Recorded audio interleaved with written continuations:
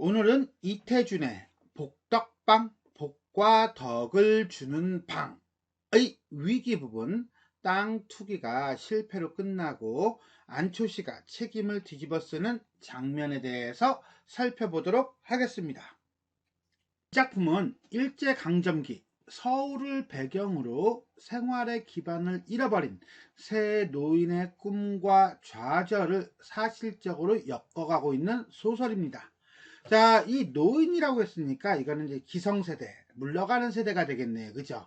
자, 구한말을 살았던 노인들은 새로운 시대에 적응하지 못하고 어떤 면에서 이게 이제는 새로운 시대가 가지고 있는 특징이 무엇인지 이거를 이제 챙겨놔야 될 거예요. 궁핍하게 살아가는 삶을 어떤 시선으로 따뜻한 시선으로 포착하는 반면 젊은 세대들은 자신의 명예만 중시하는 타산적이고 이기적. 요거네요.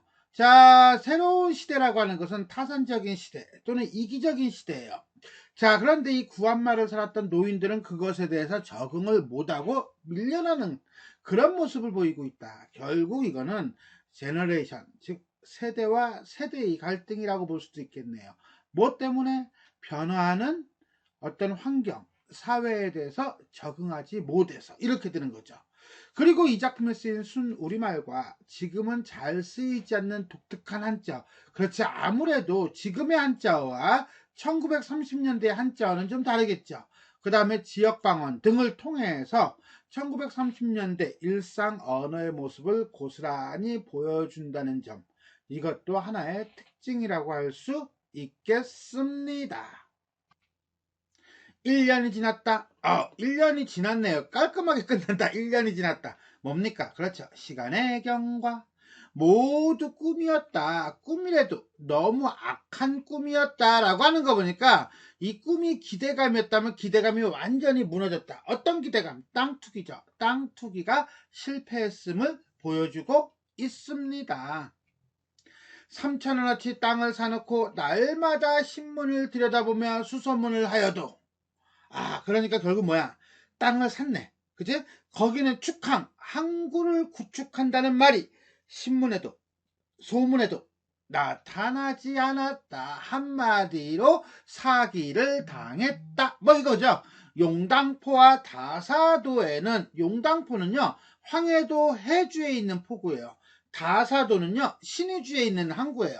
어쨌거나 그쨌거나 간에 용당포와 다사도에는 땅값이 30배가 올랐느니 50배가 올랐느냐고 졸부들이 생겼다는 소문이 있어도 라고 하는 거 보니까 진짜 땅값이 오른 경우가 있기는 있었고 이런 상황에서 떼부자가 된 사람이 있기는 있었다는 거죠.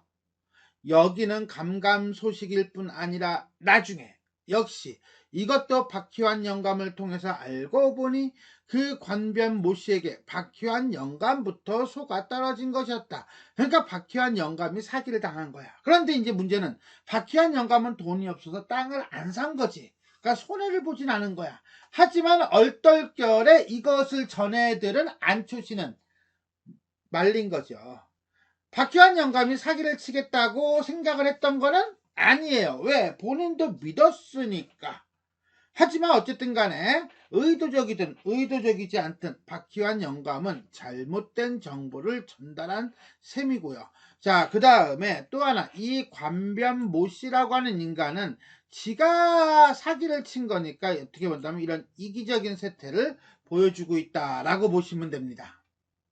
축항 후보지로 측량까지는 하였으나 무슨 결점으로인지 중지되고 마는 바람에 너무 기민하게 빠르게 그 땅을 샀던 모씨가 모씨가 땅을 샀네. 땅 주인은 그러니까 누구야? 이 모씨지.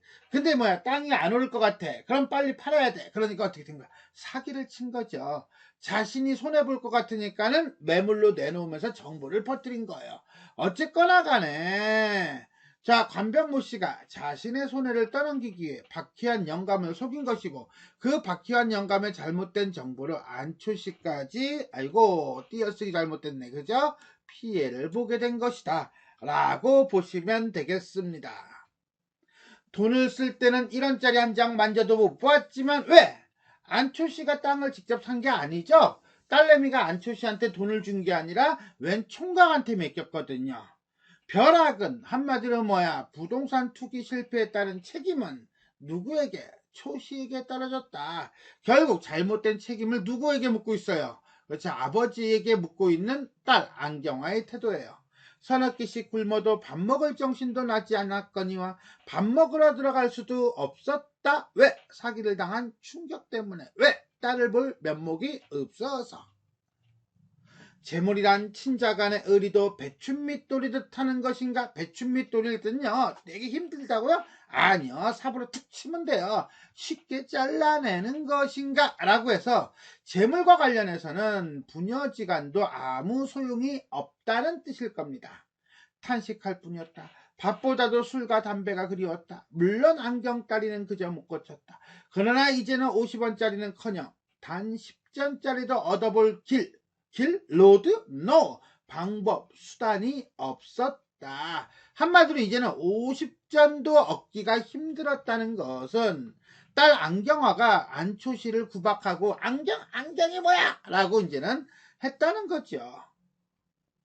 추석 가까운 날씨는 해마다 그때와 같이 맑았다. 하늘은 천리같이 트였는데 조각구름이 여기저기 널렸다. 어떤 구름은 깨끗이 발에 말린 옥양목처럼. 옥양목이라고 하는 것은 하얀 옥강, 천을 얘기해요. 참고로. 자, 문제는 여기서 뭐냐 그러면 하늘이에요. 하늘은 천리같이 트였고요. 그 다음에 조각구름들이 하얘요. 깨끗해요. 이건 긍정이죠, 자연이. 근데 이 상황에서 안초시는 어때요? 안초시는 부정이죠. 즉, 요 대목은 우리가 뭐라고 볼 수 있냐면은 인물과의 대비를 통해서 인물의 처지를 부각하는 그런 효과를 준다라고 보시면 돼요. 하지만 이번에는 소매 끝을 불거나 떨지 않았다 하고 불어내려고 하지 않았다. 더럽다라고서 이게 털어내고 그 다음에 좀 더 깨끗한 입성을 가지려고 하는 그런 모습을 보이지 않았다는 거예요. 즉 현재의 생활에 대해서 변화시키려는 의지가 사라진 거죠. 낙담하고 절망한 거예요. 고요히 흘러내리는 눈물을 그 더러운 소매로 닦았을 뿐이다. 누구의 더러운 소매? 그렇지, 안초시의 더러운 소매죠. 뭐는 어떤 구름은 깨끗하게 바랬는데 그 흰 구름은, 자 그렇다면 이렇게 두 개가 이렇게 뭐가 되고 있다라고 봐야 되는 거야. 대비가 되면서 안초시의 처지를 부각하고 있다. 이렇게 우리가 이해하면 되겠습니다. 자, 여기까지를 우리가 땅 투기가 실패로 끝나고 안초시가 책임을 뒤집어 쓰는 장면이 되겠습니다. 우린 여기서는요, 다른 것보다도 갈등보다는 내가 볼 때는 소재 쪽에다 포커스를 맞출 필요가 있을 것 같아요. 요 대목이죠. 어떤 구름은 깨끗이 바랜 옥양모처럼 흰빛이 눈이 부시고요. 그 다음에 안초시는 때 묻은 적삼으로 대표되고 있어요. 일종의 대유법이죠. 자, 이 두 개의 대비를 통해서 보여주고 있는데, 흰 조각구름을 우리는 안초시의 꿈으로 본다면 때 묻은 적삼은 안초시가 그 꿈이 좌절된 현실을 의미한다라고 볼 수 있어요. 이런 점에서 볼 때 흰 조각구름과 안초시의 때 묻은 적삼은 상반된 이미지를 형성하면서 안초시의 비극적인 삶을 더욱 심화시키는 기능을 하고 있다. 이렇게 볼 수가 있겠습니다. 자, 이렇게 해서 우리는 이태준의 복덕방 위기 파트 땅 투기가 실패로 끝나고 안초시가 책임을 뒤집어 쓰는 장면에 대해서 살펴보았습니다. 자, 지금까지 내용이 도움이 되셨다면 좋아요와 구독 버튼 눌러주시고요. 알림 설정 부탁드리겠습니다. 수고하셨습니다.